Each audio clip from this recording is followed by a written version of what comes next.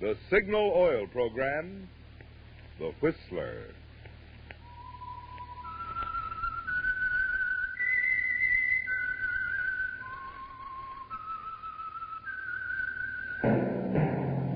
That whistle is your signal for the Signal Oil program, The Whistler.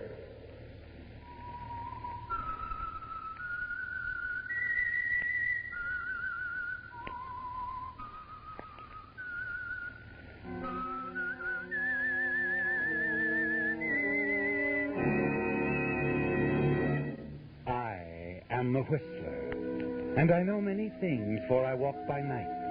I know many strange tales hidden in the hearts of men and women who have stepped into the shadows.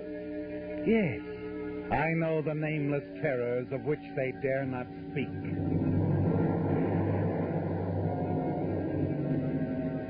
Yes, friends, it's now time for the Signal Oil program, The Whistler, rated tops in popularity for a longer period of time than any other West Coast program in radio history.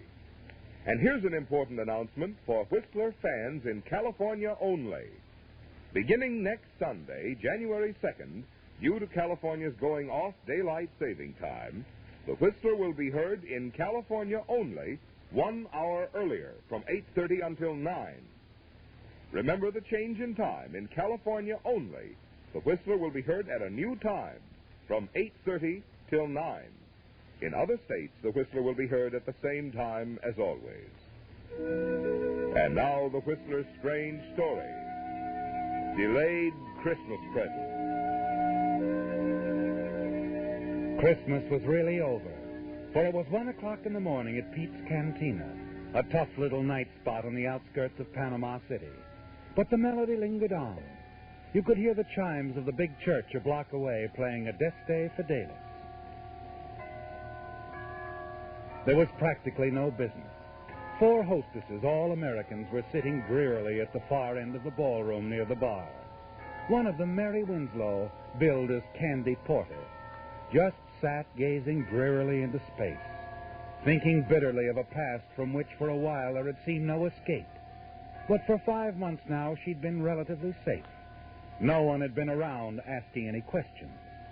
As Candy Porter, blues singer, Mary Winslow had found a kind of security, not a happy security, for she was far away from home. And as the chimes became silent, Mary wondered if it was worthwhile.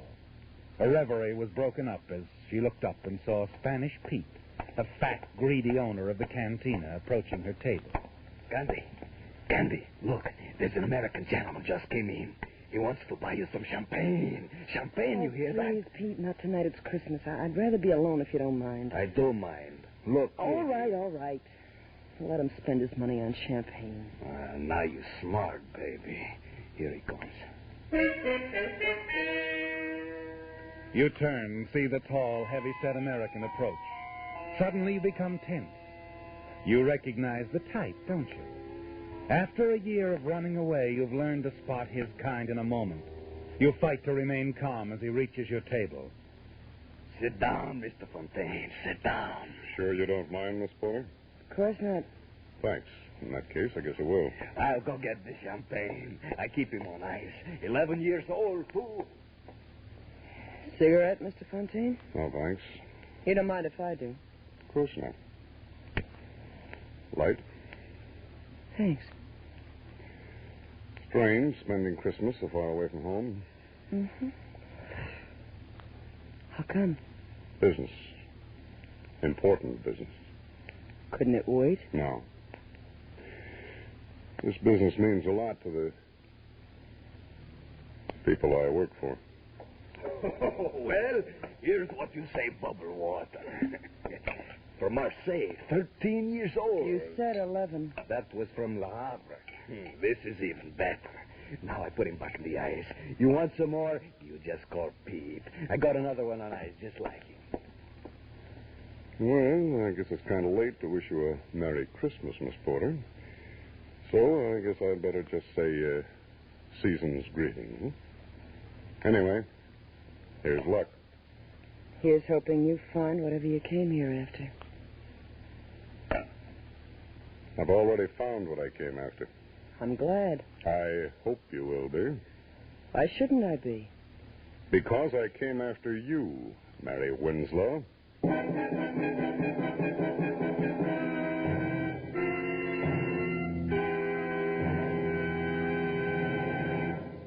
With the prologue of Delayed Christmas Present, the Signal Oil Company brings you another strange story by The Whistler. But now, since this is Christmas weekend, I want to thank you for inviting us of the Whistler cast into your home on this special occasion. During the 6 consecutive years that the Whistler has been broadcast by Signal Oil Company, many of us have had the pleasure of celebrating Christmas with many of you a number of times. And believe me, we feel it a real honor that you consider us a part of your entertainment family.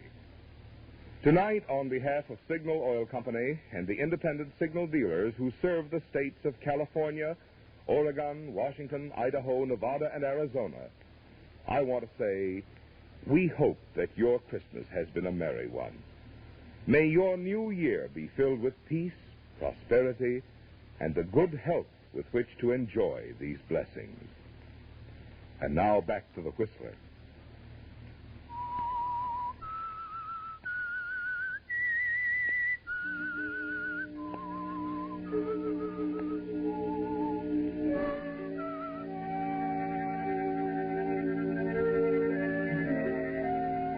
After a year, it doesn't seem fair, does it, Mary Winslow?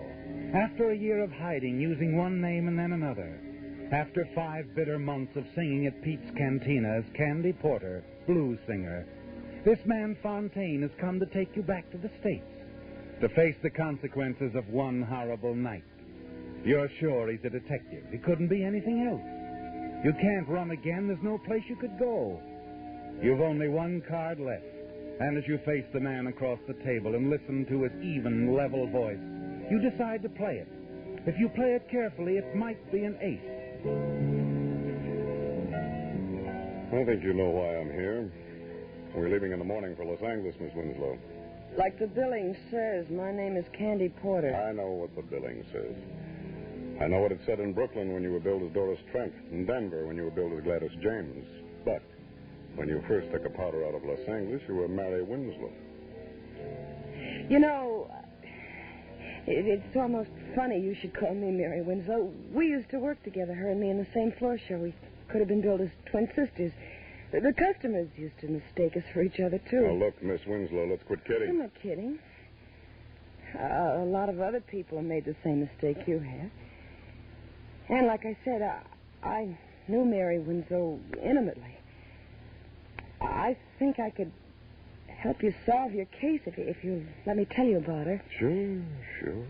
Go ahead, if it'll make you feel any better. Thanks. You see, Mary Winslow was really just a good kid that got a bad break. In love with a swell guy and scared to death of a hoodlum. She told me all about it. It's quite a story. I'll bet it is.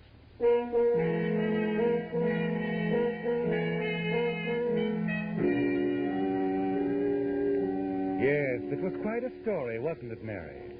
And it all began a year ago Christmas Eve at the Christmas party given by your employers in the pink room of the Swank Wilchester Hotel.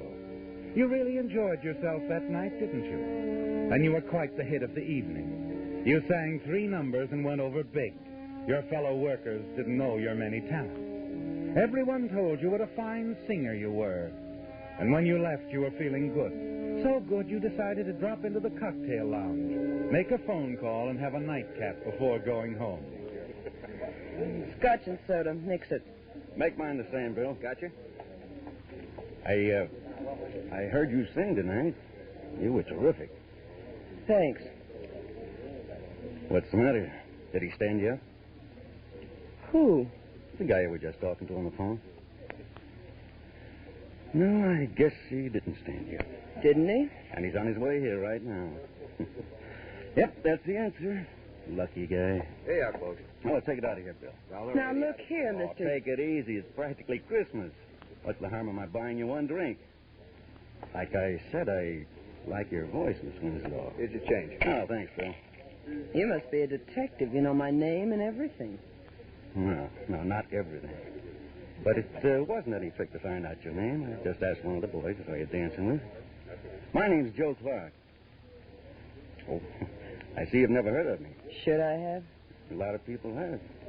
Most of the boys and girls around the night spots know me. Well, then that accounts for my ignorance. You see, I seldom haunt the night spots. Well, you should. With a voice like yours, you could be packing them in a good nightclub. Oh, now I get it. You're a professional talent scout, and you want to get me into the movies. No. I'm a gambler. Shock you? Why should it? Live and let live is my motto. And that's exactly what I'm going to do right now. What? Live my life and let you live yours. Good night, Mr. Clarke. My. Just think, tomorrow I can tell all the girls at the office I met a real live gambler. You could tell them all a lot more than that if you believed in your voice as much as I do. Really? Uh-huh. You've heard of Domingos on Sunset out near the ocean? It's an undercover gambling club, isn't It's it? more than a gambling club. It's a swell floor show. A lot of big people go out there, people that count. And they're all intimate friends of yours, I'm sure. Not all, but I know quite a few. Could push you right to the top with that voice. Oh, that's the oldest line I've ever heard. It's not a line. Yeah, but skip it. Go on home. Listen to the radio. Eat candy. You can have a terrific time. You go to Domingos with me, you can't tell what might happen. You might have to meet a couple of show producers. So play it safe and go home. It may be dull, but you'll always get to work on time. Is that all you have to say? That's all. Nighty-night. Wait a minute. Yeah? Could we be back fairly early? Leave anytime you say. Well, what are we waiting for? Oh, now you're making sense. I'll call a cab. Never mind, I have a car. It's parked right around the corner. Clarke used just the right approach, didn't he, Mary? You realize you're being a fool. But as the hours pass, you tell yourself your fears are groundless. Joe treats you with perfect courtesy. You watch the gambling for a while, then proceed to the silver room and enjoy the floor show. Afterwards, you have a little food and watch the dancers.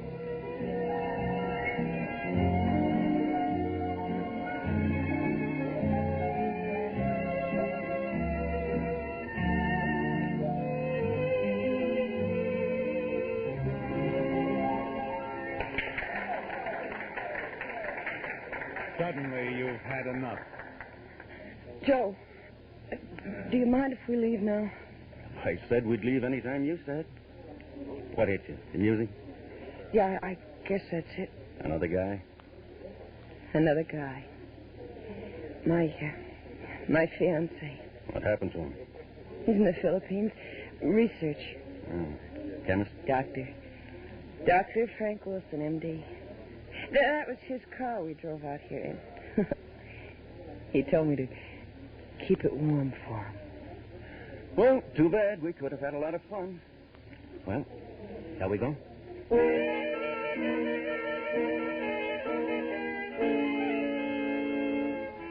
Was it just the song, Mary? Or was it that uneasy feeling you have about Joe that made you want to leave so suddenly? It must have been the song. For as you're ready to leave the club grounds, Joe is still a considerate escort. Well, hop in. Oh, unless you want me to drive. Oh, I'll drive unless you mind too much. No, I don't mind. Probably be safer, too.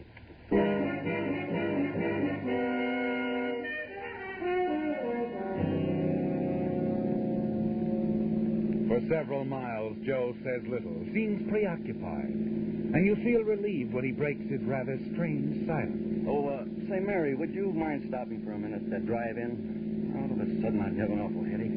Maybe I can get some aspirin. I doubt it, but we'll give it a try. You can keep the motor running while I'm gone. I'll only be gone a few seconds. Okay. I'm dreaming of a white Christmas.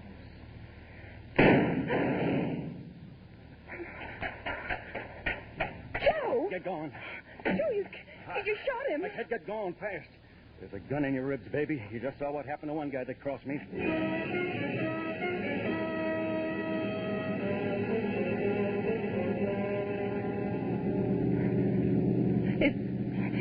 Is he dead? I don't know. Oh, you. Oh, why was I such a fool? Down right at the next corner. Car's been tailing us for the last 5 minutes. I'm glad. I hope it's a prowl car to save me the trouble of phoning the police.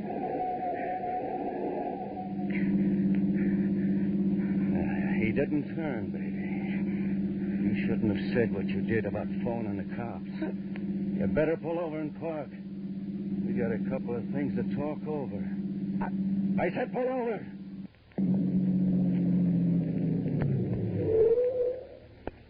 Yeah, that's better. Please, Joe, don't kill me. I know you can do it easy, but I'll never talk about tonight. That's the way you feel now. An hour from now, you'll feel No, different. I won't. On my word of honor. I'm making a deal with you, Joe. I'm trading you my silence for my life. I swear I won't talk about it ever. Okay, I'll take a chance. You drove the getaway car, so we're partners now anyway. We're going to have a lot of fun together, you and me. Now, how about dropping me off at my place? Tell me where to go. I live about 6...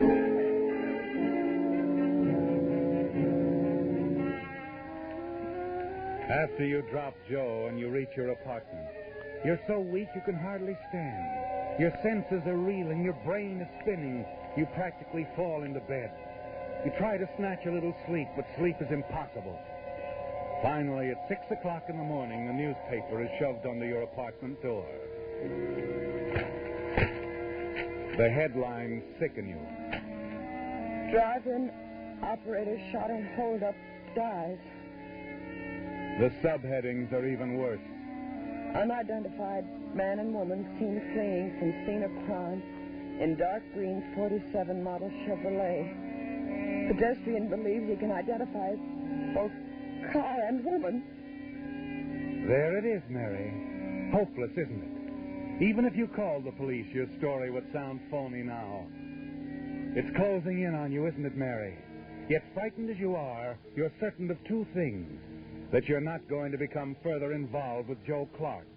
And you won't allow any unfavorable publicity to fall on your absent fiancé, Dr. Frank Wilson. You were foolish to risk a life of happiness with him, weren't you? For a few moments of excitement with a gambler, a murderer like Joe Clarke.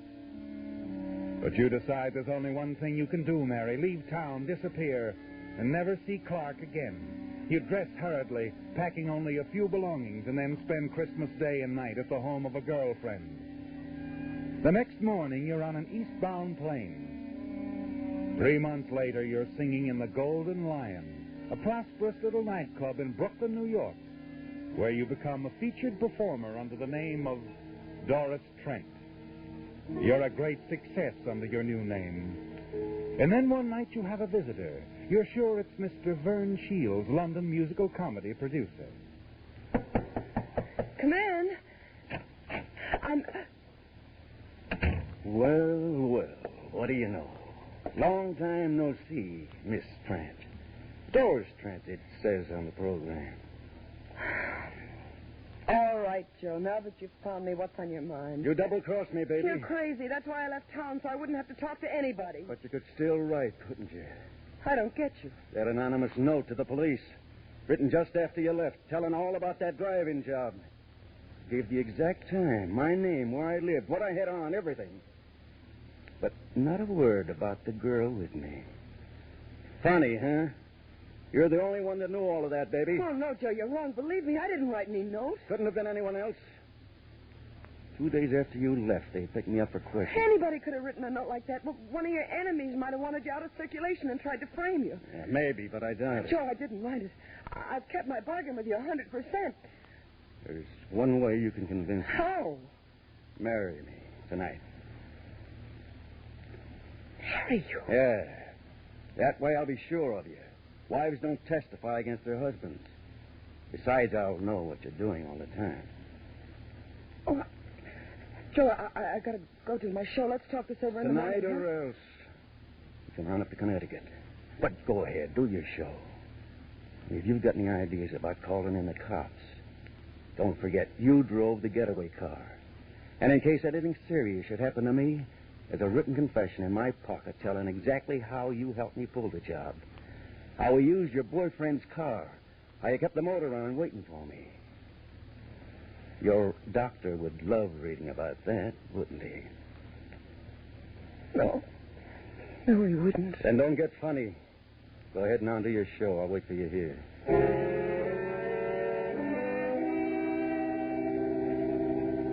You start down the hallway toward the powder room off stage. Suddenly you realize what a fool you've been. But you're not going to keep on being a fool, are you, Mary? Not with that wall telephone just 5 steps ahead of you. Operator. Oh, operator. Get me police headquarters. Better quick. hang up quick, babe, and I mean quick. You should have looked around before you called. I had a hunch you'd try to double-cross me. Now I know for sure who wrote that note to the cops. Oh, I didn't, Joe. You honest. just tried to call him, didn't you? All of a sudden, I've lost interest in getting married. We're just going for a little ride. Come on, babe. Start walking. No, Joe. I'm not moving a foot, not an inch. If I have to be shot, I'll take it right here. Let go of my arm. What's going on here? Something wrong, Doris? This guy bothering you? Yes, he is. He wants to date me. Tell him to leave, will you, Eddie? Maybe I'd better take him into the office and call the cops. No. No, thanks, Eddie. There's no need for that. He's just another wolf. Tell him to leave. That's good enough. You heard what the lady said, Bud. Start traveling. Okay, chum. Anything you say. I'll see the lady later. We parked right across the street. Miss Trent. You should have let me call the cops.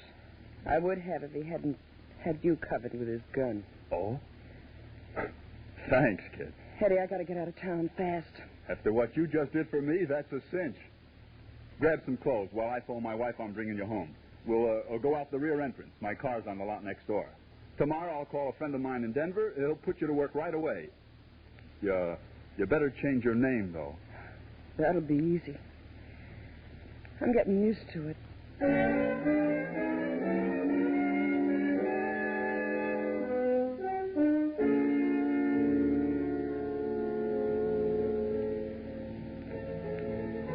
So, Mr. Fontaine, that's where I met Mary Winslow, in Denver at the High Hat Club.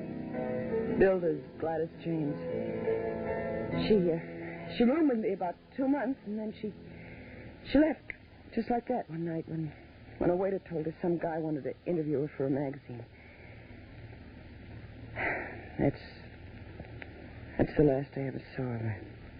That's the end of the story? That's the end. And Mary Winslow told you all this? Well, we were very close friends. Well, so you were. You expect me to believe that? It's true, every word of it. You know something? You ought to be writing stories for the movies.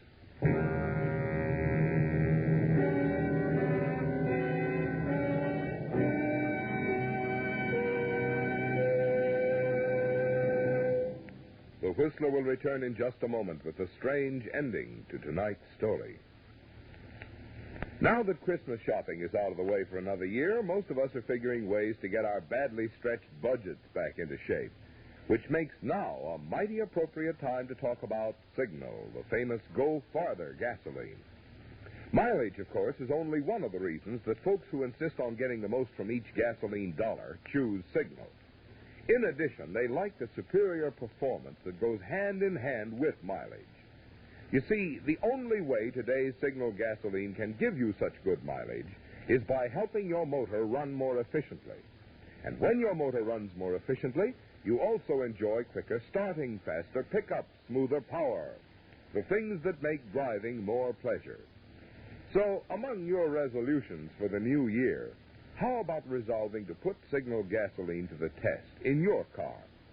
See for yourself why drivers who insist on quality, as well as those with an eye for economy, are both switching to Signal, the famous Go Farther gasoline.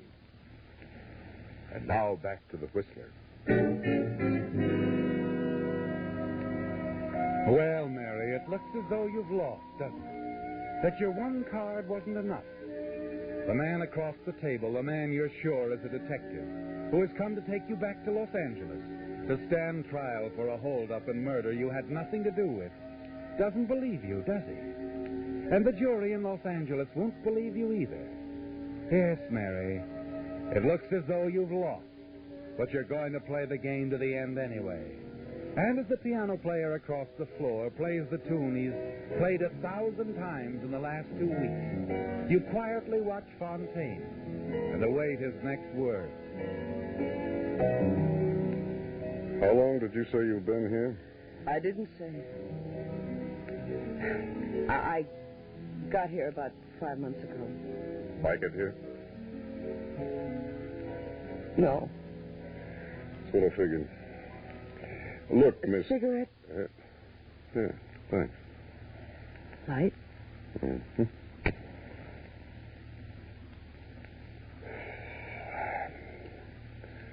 Thanks again, Miss Porter.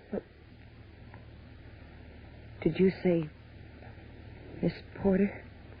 That's what you said your name was, didn't you? That's what the billing says, too, isn't it? Oh, thanks, Mr. Fontaine. Thanks for believing me. There's just one thing I'd like to ask you, Miss. Ask me anything.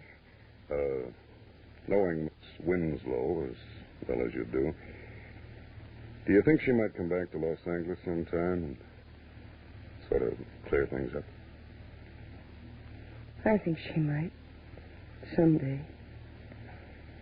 You see, a girl like Mary Winslow gets to feel kind of soiled after working around in joints like this. She'd probably want to spend a little time,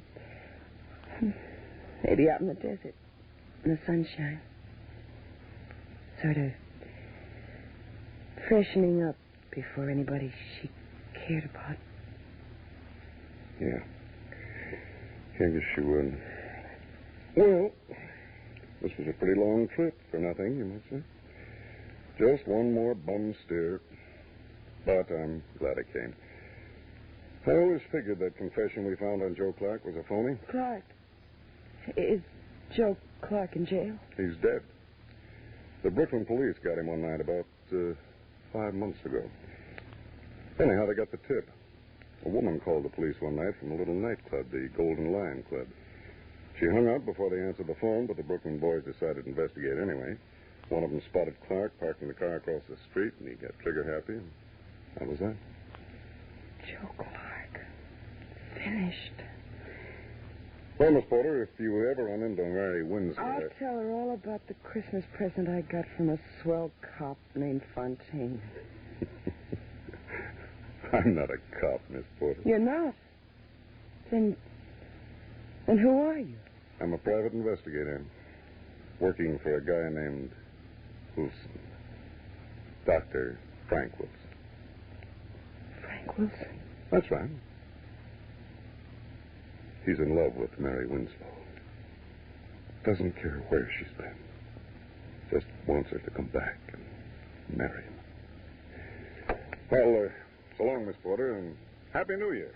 Mr. Fontaine. Yes? Do you think you could arrange for me to go back to the States with you? I guess I could. I was figuring on taking one lady back. Are you going on through to Los Angeles? Not for a while. I'd kind of like to spend a little time in the country somewhere. But I think maybe before next Christmas. Well, I think I'll find Mary Winslow again.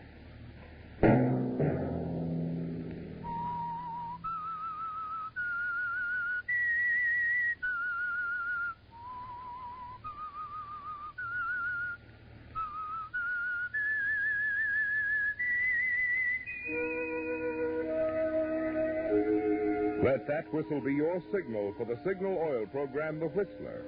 Now let me repeat an important announcement for Whistler fans in California only. Beginning next Sunday, January 2nd, due to California's going off daylight saving time, The Whistler will be heard in California only 1 hour earlier from 8:30 until 9. Remember the change in time in California only. The Whistler will be heard at a new time from 8:30 till 9. In other states, The Whistler will be heard at the same time as always.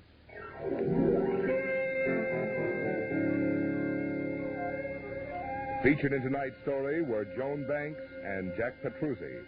The Whistler was produced by George W. Allen and directed by Gordon Hughes, with story by Edward Bloodworth and music by Wilbur Hatch, and was transmitted to our troops overseas by the Armed Forces Radio Service. This is Marvin Miller speaking. This is CBS, the Columbia Broadcasting System.